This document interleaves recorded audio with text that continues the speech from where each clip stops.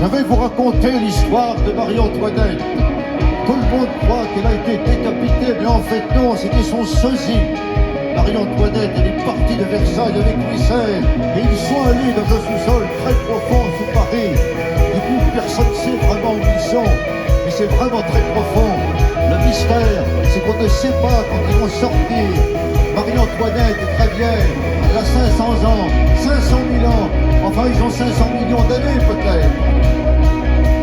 Ce sont des êtres très mystérieux dont peu de gens savent l'existence, et vraiment, ce sont des amis à eux qui vivaient à l'époque de Versailles, qui leur ont donné ces dons-là.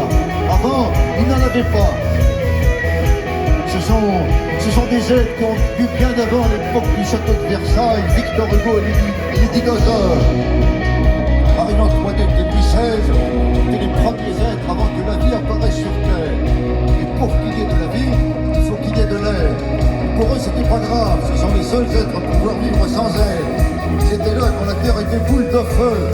Ils viennent d'une planète très loin du système solaire, une planète appelée Kepler.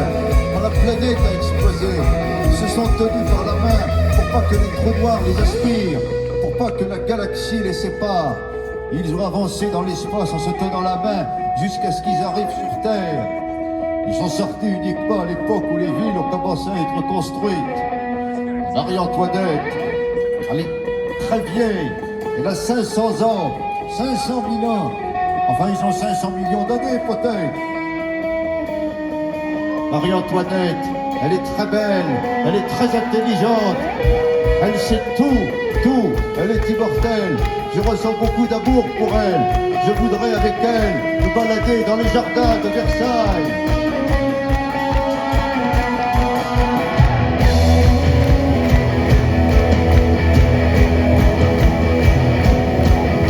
Oui, je voudrais me balader avec elle.